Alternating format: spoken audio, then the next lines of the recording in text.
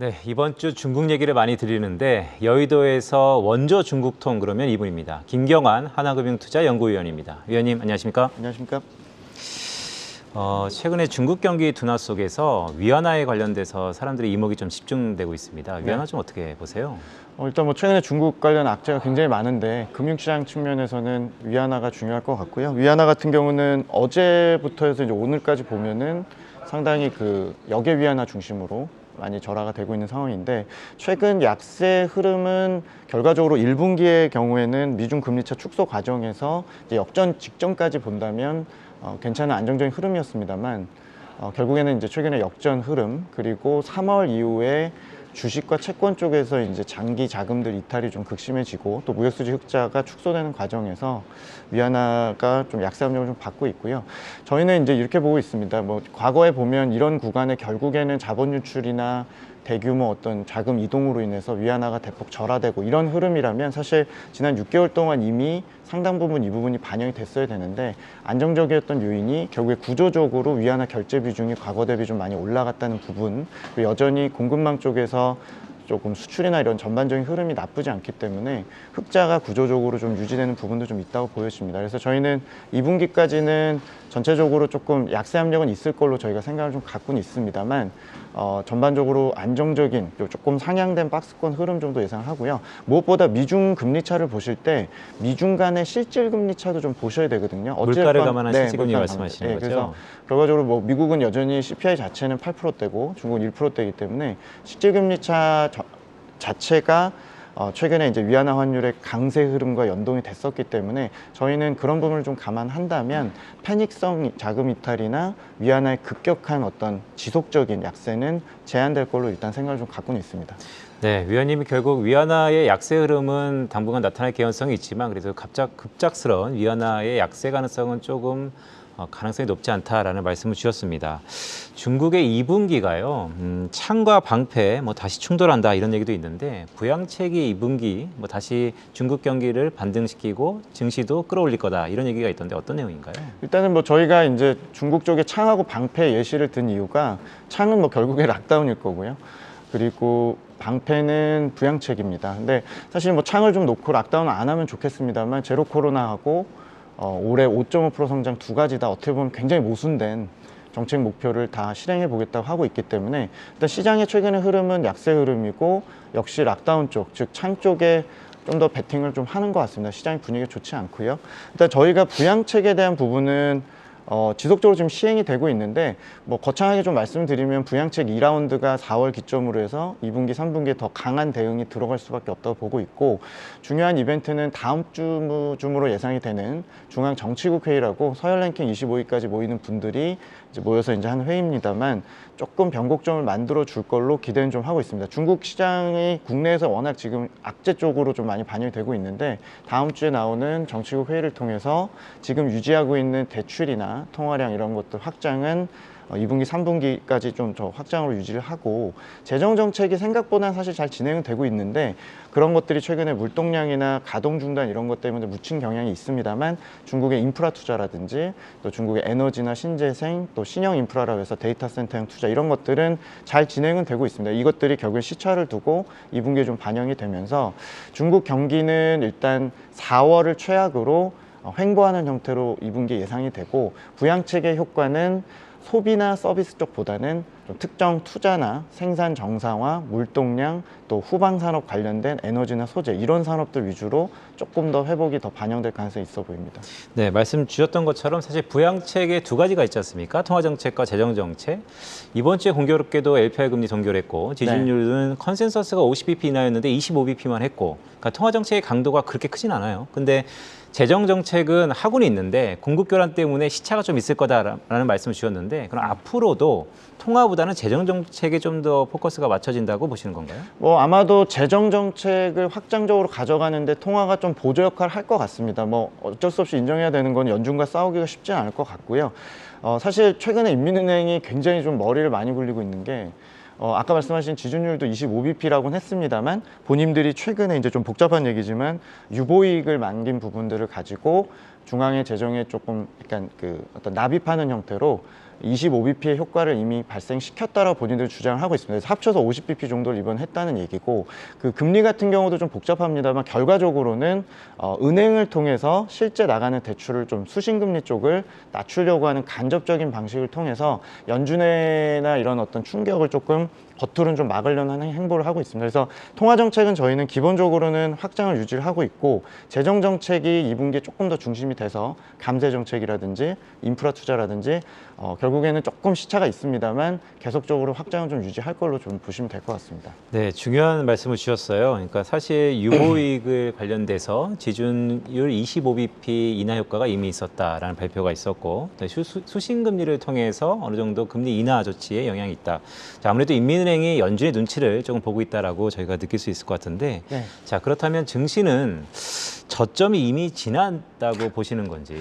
참 증시가 오늘도 사실 중국과 홍콩 시장 많이 흔들리고 있습니다. 3월 16일 이전까지 정말 급격한 하락세 이후에 3월 16일 기점으로 류호 부총리가 나와서 어느 정도 좀 하단을 만들어 줬는데요. 일단 밸류에이션이나 투자 심리 관점에서는 4월 전반적인 이번 달을 그냥 저점 확인 정도 하는, 하단을 좀 구축하는 과정으로 보고 있고, 계속적으로 좀 변동성을 예상을 좀 하고 있습니다. 결국에 5월과 6월의 저점 이후에 반등의 힘은 락다운이 더 클 거냐, 부양책의 효과가 더 커서 결국에 EPS 같은 실적이 올라갈 수 있느냐인데, 중국이 지금 현재 1분기 실적을 통과하는 실적 시즌이긴 합니다만 조금 실적에 좀 안 좋은 부분, 특히 뭐 원재료 부담 상승이 좀 높은 전방 산업이나 이런 애들의 좀 충격의 악재에 좀 더 민감한 편인 것 같고요.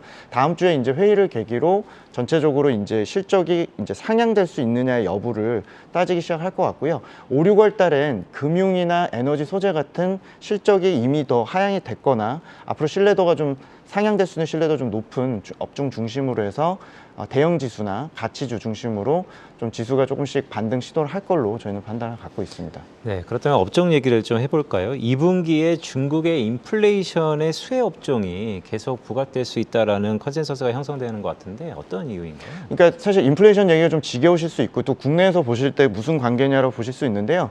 중국의 생산자 물가를 저희는 굉장히 중요한 지표로 보고 있고 중국이 공장 역할을 하고 있기 때문에 생산자 물가가 전월비나 전년비로 움직이는 게 국내 중우장대, 특히 뭐 철강이나 화학이나 정유나 또 조선이나 운송이나 이런 쪽에 어떤 연동성이 꽤 높다라고 저희는 보고 있는데, 다행히도 2분기까지 중국의 실적은 원재료 쪽에 좀 가깝고 생산자 물가 인플레이션과 좀 유사한 중국의 정유나 석탄이나 철강, 비철, 이런 건자재, 이런 전반적인 투자재나 이런 것들과 연동되는 것들이 좋을 걸로 예상이 되고요. 얘네들의 실적 추정치의 이익 비중이 중국 전체 이익 비중 중에 비중이 25%대에서 연초에 이제 지금 30%대까지 굉장히 가파르게 올라오면서 까면 깔수록 그들의 실적은 상당히 전가하기가 쉽고 굉장히 좋을 걸로 예상이 되고 있어서 국내 중우장대나 중국 관련 시클리컬에도 상당히 좀 시사점이 있지 않나라고 저는 생각을 좀 갖고 있고요. 2분기까지 중국의 소비재나 중국의 이런 테크 같은 전반적인 좀 전방 제조업 중심보다는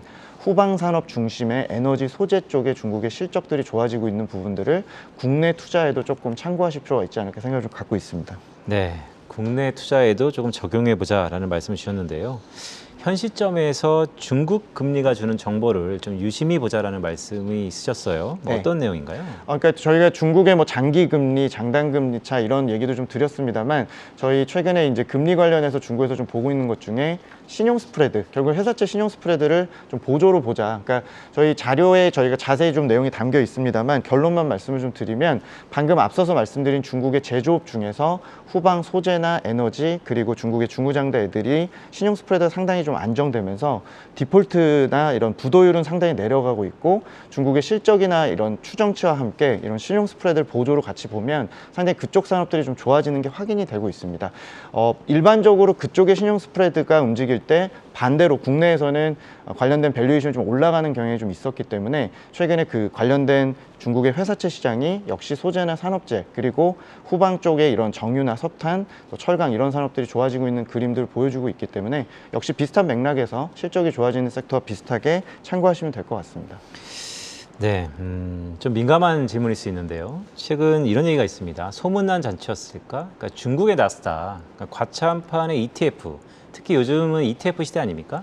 그런데 이게 좀 저조해요. 네. 이거 어떻게 좀 봐야 되는 거예요? 저희가 이제 이번 주에도 자료를 좀 쓰고 있는데 올해 연초 이후에 그 중국의 과창판이죠. 스타 50 지수 관련된 상품도 좀 많이 나왔고 과창판을 저희가 연간 전망에서도 최우선 순위로 사실 연간으로 말씀 좀 드렸습니다. 불구하고 연초 이후에 가장 수익률이 저조한 편입니다. 무엇보다 미중 금리차 축소라든지 최근에 신용 스프레드가 상승하면서 성장주들이 안 좋았던 경향이 있고 특히나 그 과창판이라는 인덱스는 항생테크로 불리는 이 인터넷이나 플랫폼 기업과 달리 과창판의 경우는 소부장 기업들이나 중국의 반도체나 기술주, 하드웨어 중심으로 돼 있는데 최근에 그 기술주 안 좋았던 분위기와 좀 연동이 됐던 건 사실인 것 같고 또 특별히 이 지수가 3년 정도 지금 개설된 지가 됐는데 7월 정도가 좀 보호해수 물량이라든지 이런 것들이 조금 경계감이 여전히 좀 있는 것 같아요. 그래서 7월 달을 조금 기점으로 그런 수급적인 우려들이 계속적으로 좀 반영되는 측면이 좀 있고 무엇보다 관련해서 과창반에 있는 기업들의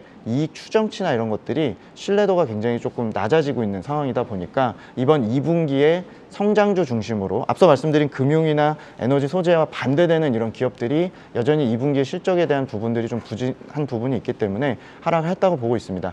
향후의 흐름은 일단 2분기까지는 여전히 상승 각도나 어떤 회복에 대한 부분을 타진하기는 조금 쉽지는 않을 걸로 보고 아까 말씀드린 전반적인 재정이나 통화 정책의 후행적으로 3분기 정도를 바라봤을 때는 완만하게 반등할 수 있다는 생각을 좀 갖고 있고요. 아까 말씀드린 7월 달에 그 어떤 보호해수 물량이나 수급 이슈는 이미 선반영되는 측면이 좀 있다고 보고 있고 저희 생각에 성장주가 중국 전반적으로 소비재, 성장주, 고PER주들은 3분기 하반기를 조금 더 봐야 되는 상황이기 때문에 조금 더 인내력을 갖고 2분기를 조금 견뎌야 되지 않을까 이렇게 생각을 좀 갖고 있습니다. 네, 과창판 지수가 한 3년 내 됐는데 올해 6월에서 7월 달 보호해수 물량이 있다라는 게 좀 관전 포인트인 것 같습니다.